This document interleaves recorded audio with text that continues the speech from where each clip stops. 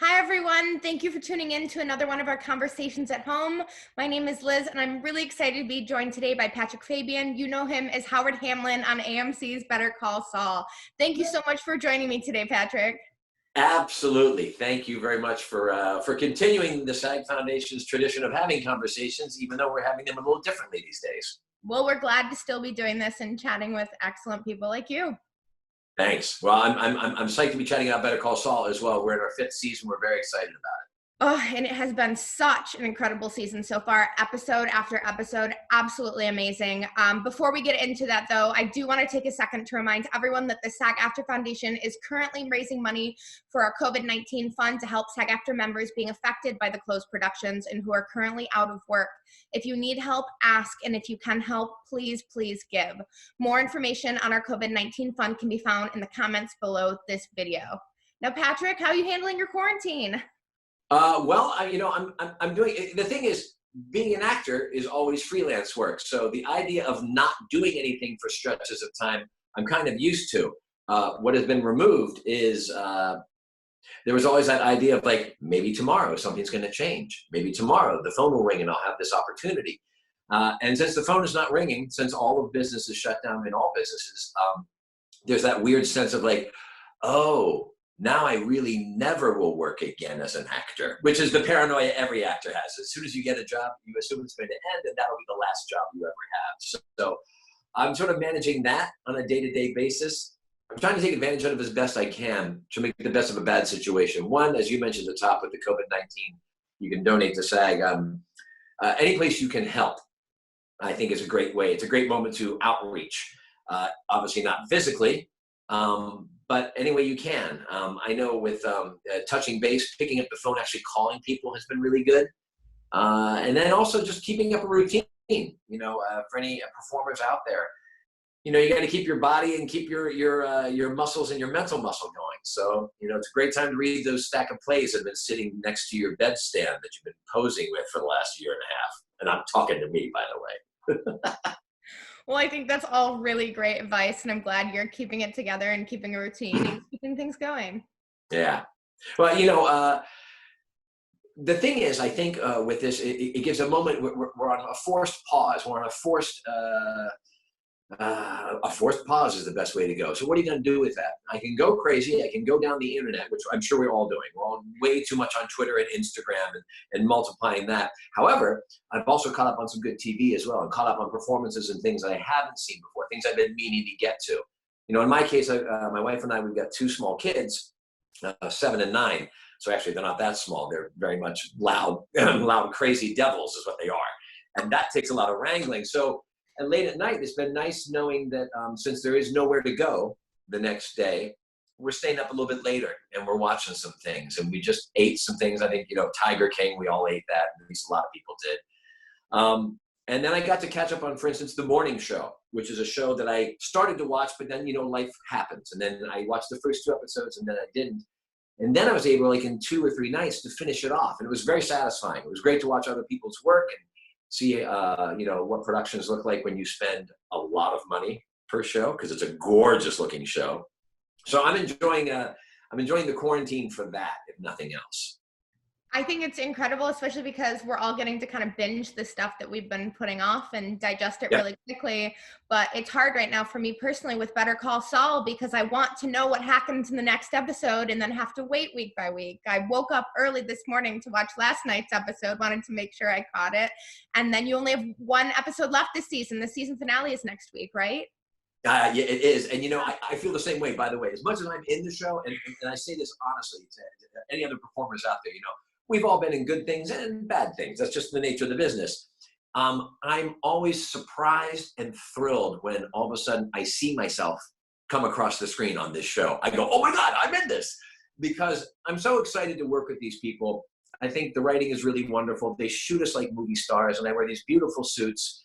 And then in these scenes that I'm not in, which is quite a lot, like any actor out there, I'm speaking to you. So I understand there's other people in the show. Except I kind of don't, right? Because I'm reading my scenes. And after I read my scenes and do my work, I'm not doing the other part of the show that goes on in Better Call Saul. So I'm equally like a fan sitting down on a Monday night watching. And I forget I mean, I kind of know what's going on, but I forget the specifics of it. And so it's delicious for me to sit there and watch. You know, if I can blow some sunshine up people's skirts, it would be, Bob Odenkirk and Ray Seahorn are so good. Ray in particular, I think, is such an anchor. I think she's the heart of the show, and Bob will back me up on that as well. Because we already knew Saul Goodman from Breaking Bad, but watching Ray do what she's done with that character of Kim Wexler, I've had a ringside seat at it, and it's like a masterclass in how to get your work done. That's for sure. And she's had some incredible episodes these past few, incredible scene stealers. The last episode, that last scene, incredible. Oh. But I want to talk about you. I want to talk about how you got involved with Better Call Saul, and how the project found its way to you. Oh, I love that. It's funny. People have asked me, like, so did Vince call you, and what made you decide to do it? And I think that's lovely. I'm a working stiff. I'm a guy who shows up at wherever the audition is, because that's how I made my career. I say this often because it's true.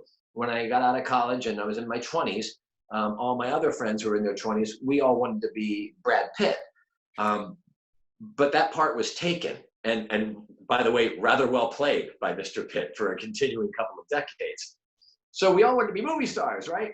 But most of you don't, and that includes me. So I just started doing job after job. And so I'm a working stiff when it comes to that. Very successful and lucky in that respect.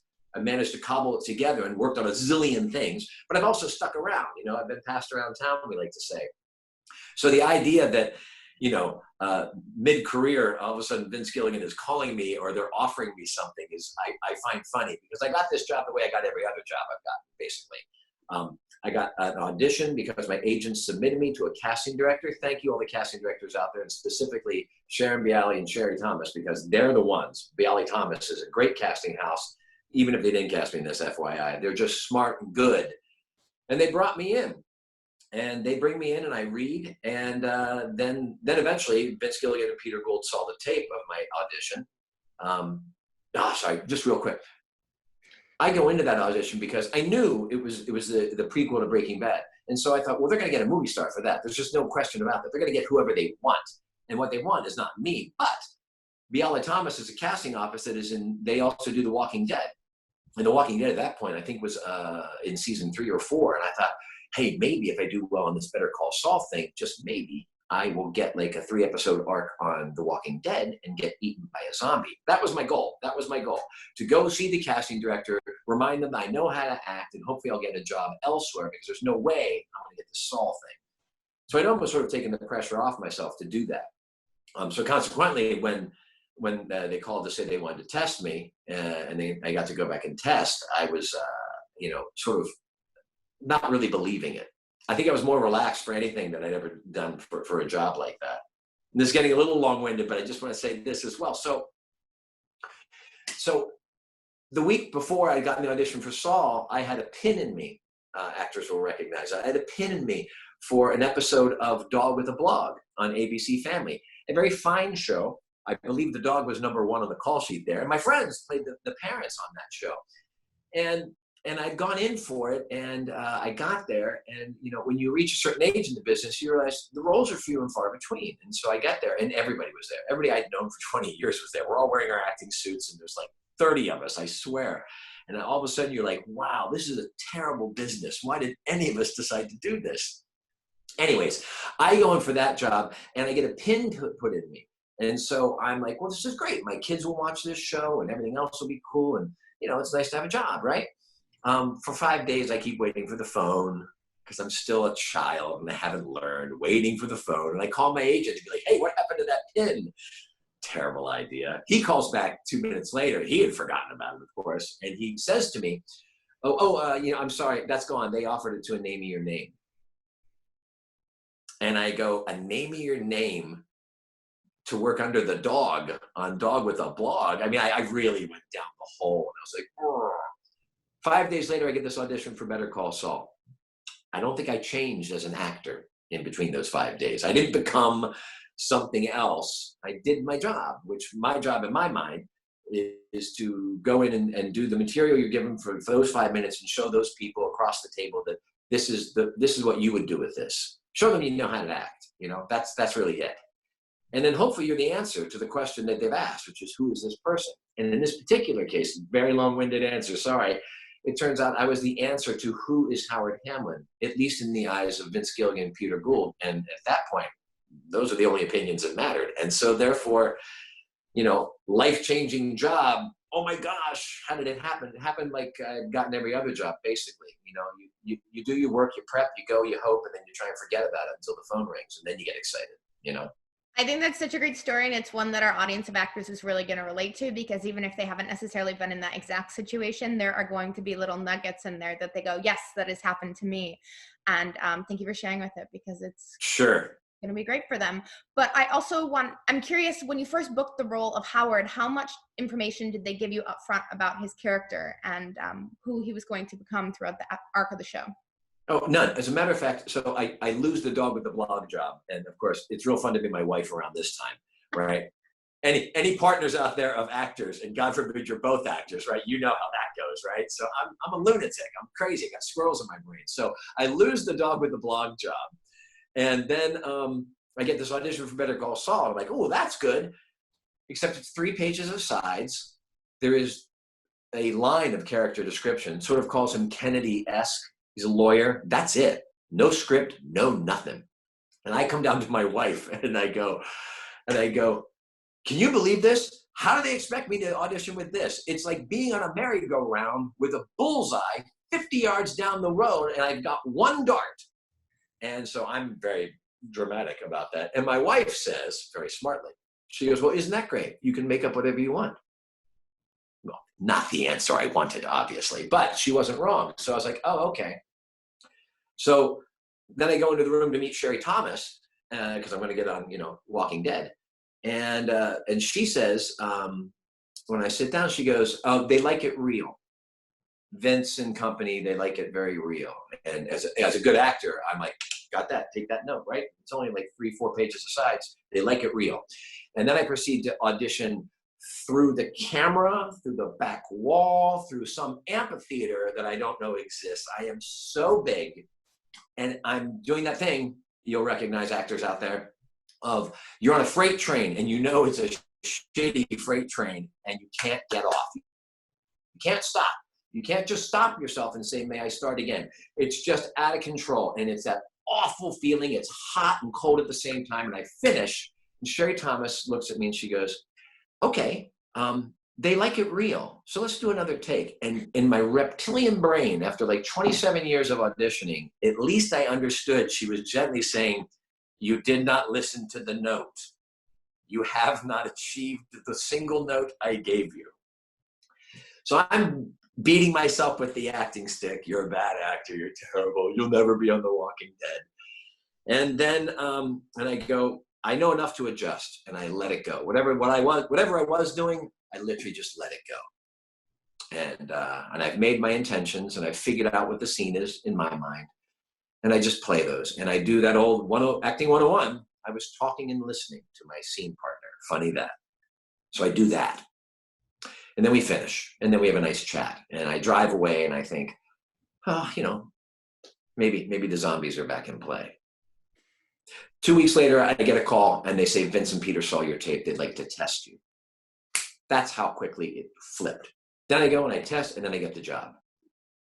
And I'm trying to figure out, well, what was the thing I did? Which is what we're all trying to figure out. What's the thing I did? What's that thing? And I don't know. I think talking and listening is probably the key. I think getting over yourself is probably the key. And I'm talking to myself here.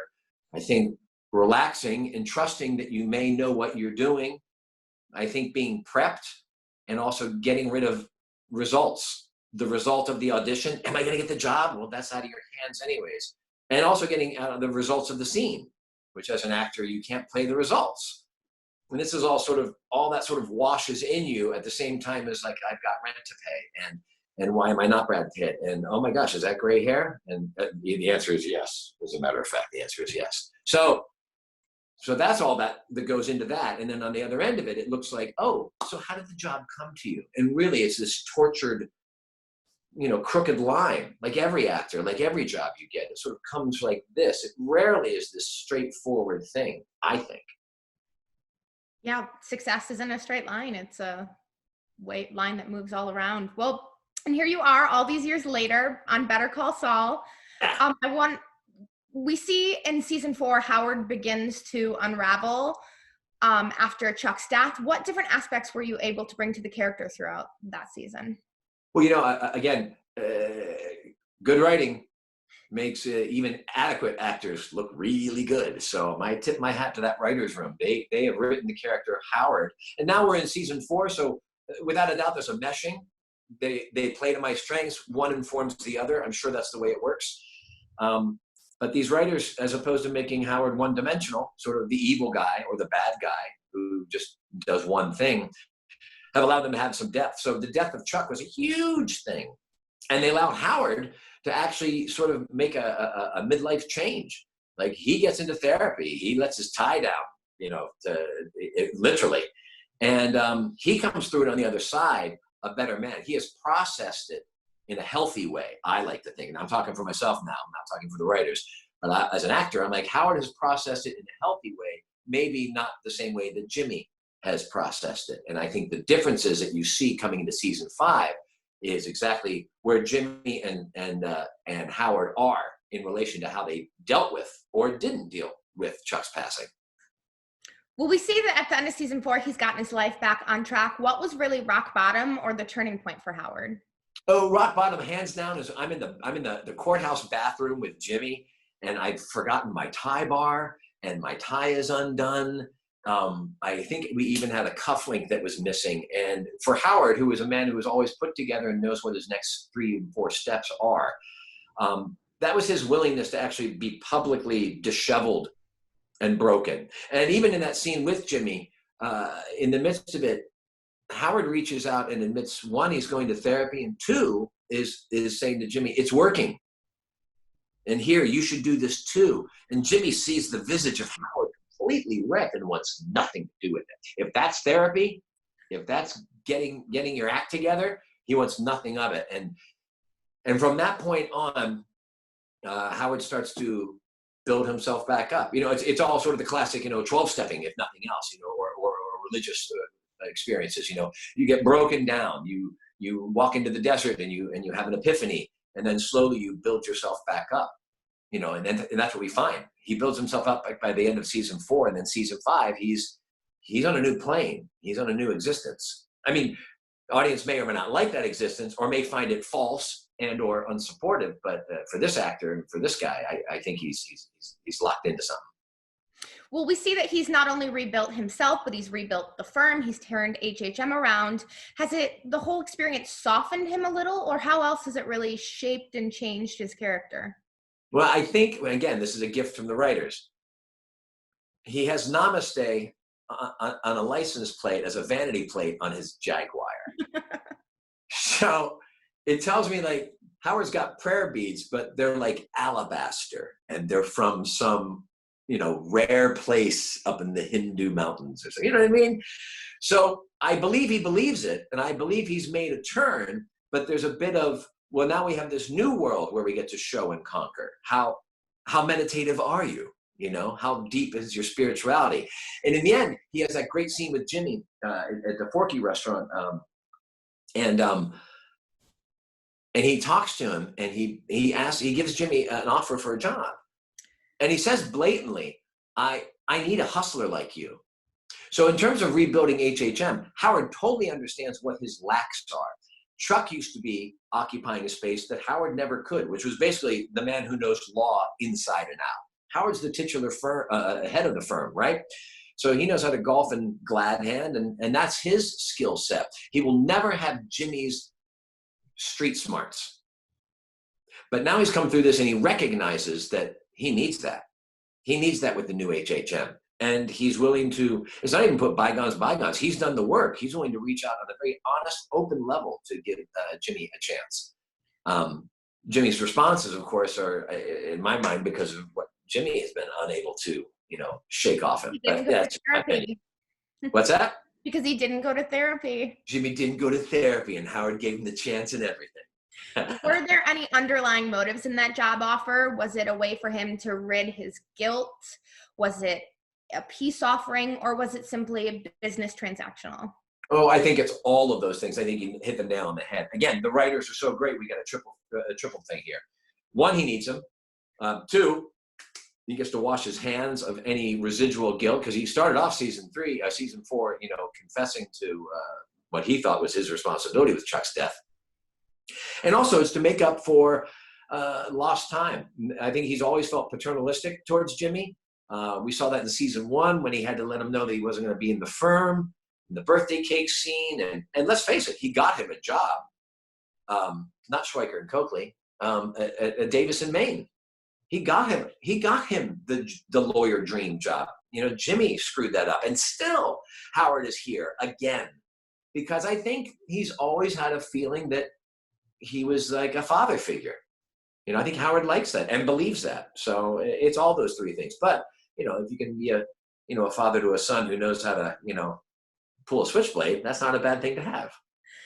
Is that also why in that fantastic scene in the courthouse where you confront Jimmy, why you went to him about his acts of vandalism instead of simply going to the authorities as others might? Yeah. Howard, here's the other thing too. Howard's no dummy.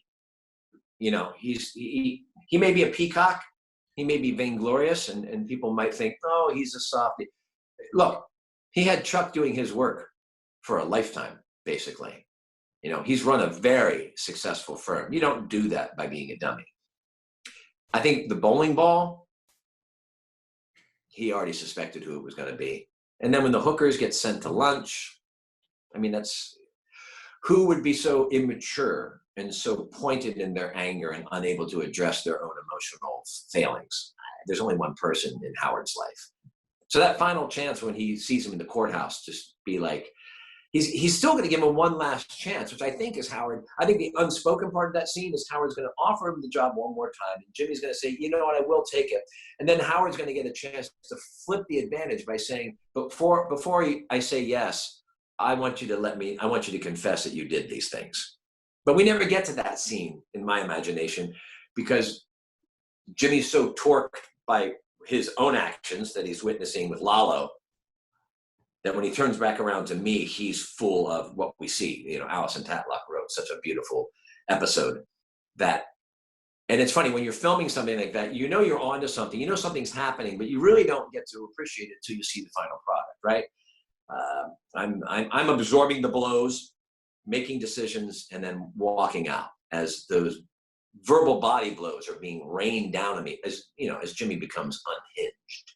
There's that great shot that they throw from behind, and he literally looks like a puppet that's jerking, like he can't control himself. It doesn't look human. It looks unnatural. And, that's the beauty of, Marshall Adams, our DP, and Allison Tatlock writing that scene. But when I'm in it as an actor, I'm talking and listening. Let's go back to that. I'm talking and listening. And also I'm absorbing all these blows. I'm absorbing 4 years of working with Bob as well, of the different scenes that we've had.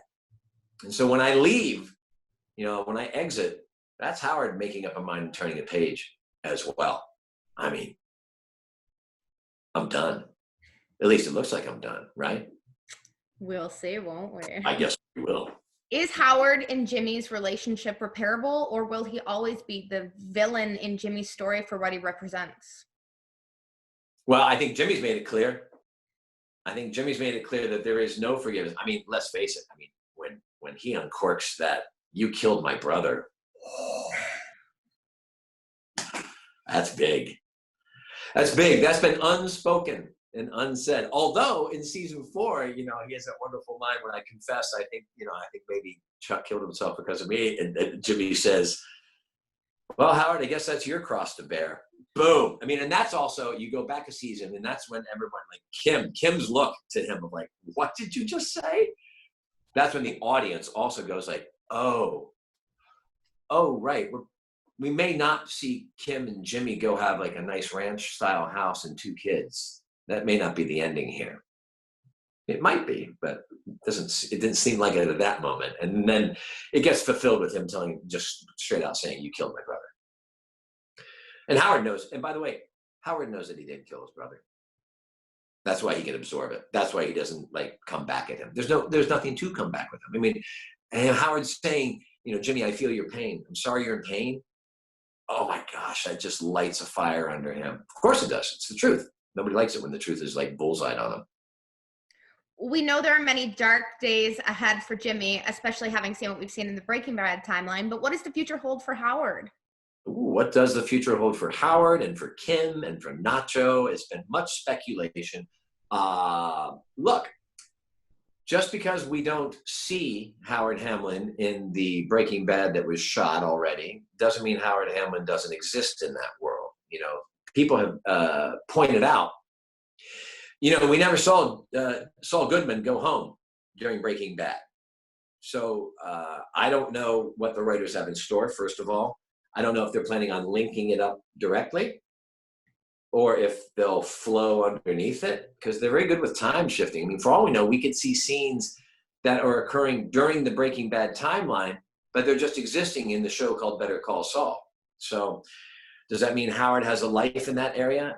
Maybe. Does that mean Kim has a life in that area? Maybe. Same with Nacho. Maybe Kim and Howard, I've always pitched this, you know, maybe they get out before the heat gets crazy and they go to the Caribbean and form a you know, a pro bono law sailing service that goes through, you know, all the British Virgin Islands, and you know, it's got bikinis and, you know, lots of suntan lotion, and then we practice law. Maybe this is for the Discovery Channel. I don't know. I'm still working on it. I think that'd be a really fun ending for the audience. The happy ending that we didn't always get to see on Breaking Bad. That would surprise them, right? Yeah. I have no idea what they got cooked up, but I tell you what, these writers keep setting a bar and jumping over it every season. I mean, I'm a fan as well, and I think season 5 is better than all the seasons. And maybe that's because we're cumulatively been watching it. But it does feel like, you know, it's that, it's so tense. It's so tense and wonderful. Now, I mentioned at the start of this video that we are currently raising money for our COVID-19 fund, which is a facet of our emergency assistance and disaster relief funds. You yourself have been a fantastic supporter of these funds over the years. You've been at our annual golf classic. So thank you so much for your support. We've seen you there with Jonathan Banks over the years. And I Absolutely. have to ask, will we ever get a Howard and Mike scene? Oh, a Howard and Mike scene. Well, first of all, and I don't know if Jonathan's going to see this or not, but if you ever golf with Jonathan Banks, if you sneeze, just when he gets his swing up here, he'll slice it. I mean, he'll slice it each and every time. He'll be mad, but he'll slice it. So that's cool. So that's a little insight for there. Second of all, Jonathan Banks and I, we got picked up for season 3, I guess, and I called him. I called him as excited as if I had become a junior varsity cheerleader in high school. I was so excited. I'm like, Jonathan, we got picked up in season 3. And Jonathan Banks says, that's nice, Patrick. But remember, we know that I get to Breaking Bad. We know that Bobby gets to Breaking Bad. You, Seahorn, Mando, we don't know what happens to you. Save your money. So I'm like, oh, okay, thanks, Jonathan. That's really fun. Takes all the thrill out of it. So then I follow up and I go, well, you know what, Jonathan, I really hope that you and I have a scene together this season. That would be really cool. And he goes, no, you don't, Patrick. You don't want a scene with me. And then I thought about it, and I thought, you know what? I don't know if Howard and Mike Emmertrout really need to cross paths. It might be the last time you see Howard Hamlin. I don't know. So we have not had a scene yet, and I don't know if it's because he's talked to the writers and said he doesn't want to work with me, although I wouldn't be surprised. But right now, as of now, today, we have not crossed paths. I think it would be interesting either way, don't you? I think so. Something we can hope for to see down the line. Absolutely. You're also producing the film Jessie Plus None, written and directed by your wife, Mandy. Had you always been looking for a project to do together? Well, you know, husband and wife teams, they sometimes happen organically, sometimes they happen by necessity. This is sort of both. You know, it's hard to get anything produced, isn't it? And it's hard to find your champions. But now it's much more of a DIY sort of situation in the world. You know, you can actually go ahead and scramble together a group and make a good film for a fairly low budget, which is great.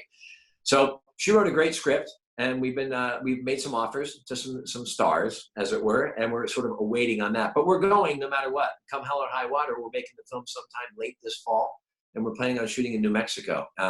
What's interesting is, as a husband-wife producing team, She's the writer director. I'm the producer. Of course, I think the producer is, higher.